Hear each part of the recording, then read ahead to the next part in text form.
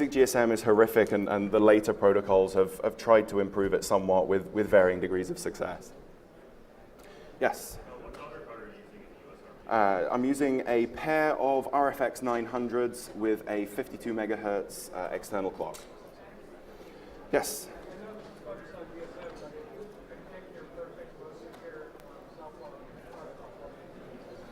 My favorite, most secure, I would...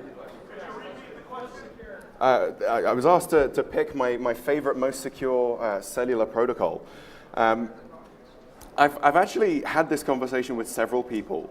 I know a few folks who are like, oh, CDMA is great because you can't talk it. The thing about CDMA is that it's a very different modulation scheme that's very, very difficult to implement in software. So it's more secure by being more obscure. Exactly. So my own personal preference would probably be for a 3G technology. They are, but they're the best that's out there at the moment. It is. It is very sad. Yes?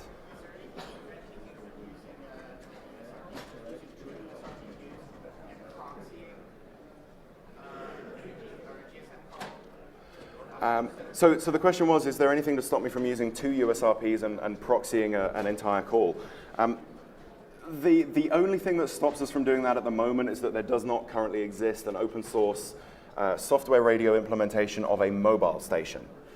So yes, in theory, you can do that, but it would take a little bit of work to take the modulation schemes out of OpenBTS and effectively implement an entire new protocol stack for the mobile station. Okay, any more questions? Yes, one over here. Is there a way to modify the hardware on a phone to, if it's originally a GSM and with CDMA or vice versa? No. GSM and CDMA use wildly different modulation schemes. They're completely incompatible. There's really very little overlap between the two.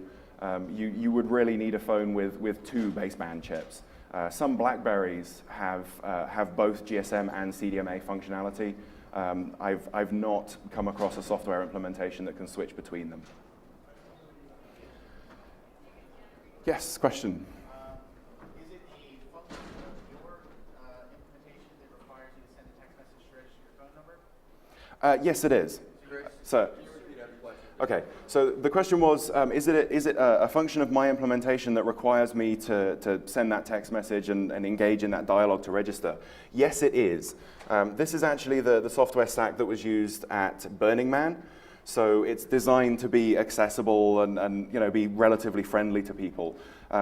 It's entirely possible to modify my setup, just to modify the SMS queue manager, such that the moment someone connects to the BTS, they automatically get added to Asterisk and assigned a cellular number. So you don't necessarily need that SMS conversation. Question in the back. Does the replay work against the A53? Yes, the replay does work against A53. If you can replay RAND and then crack the A52 session key, that session key will be the same regardless of which A5 variant was negotiated. So as long as that random nonce is the same, you will always get the same session key for A5 1, 2, or 3, which is the great fun of it, that you can use that A52 break to get into a much more secure algorithm. Yes?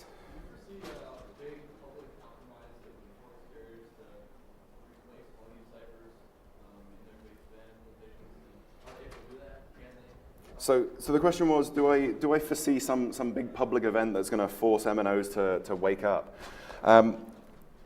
Yes and no. There's a lot of there's increasing interest in GSM security. There's a lot of people starting to get into it. It's becoming a lot more accessible with stuff like USRP. So there's a lot more people hacking on it. There's a lot more people looking at it, and I think just in general, the pressure from the InfoSec community and the bad PR that's been surrounding GSM recently will eventually force the MNOs to respond. In terms of whether or not they can, that's an entirely different issue. As far as I'm aware, there is only one network operator that's deployed A53 on GSM so far. A53 is normally a 3G algorithm. purely because nobody wants to be the first person to do it.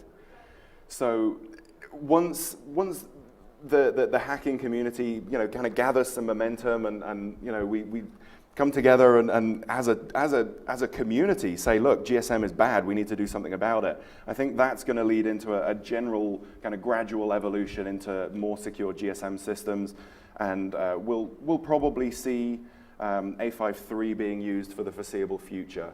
I don't expect them to come out with new ciphering functions, given that A53 has only been academically broken so far. I would expect lots of new A3A8 hash functions. I have every confidence that if someone were to reverse engineer maybe AT&T's A3A8 function, it would be broken and that would force AT&T to upgrade. So yes, there's some circumstances in which an upgrade could be forced, but in general I see it as kind of a gradual evolution as awareness builds.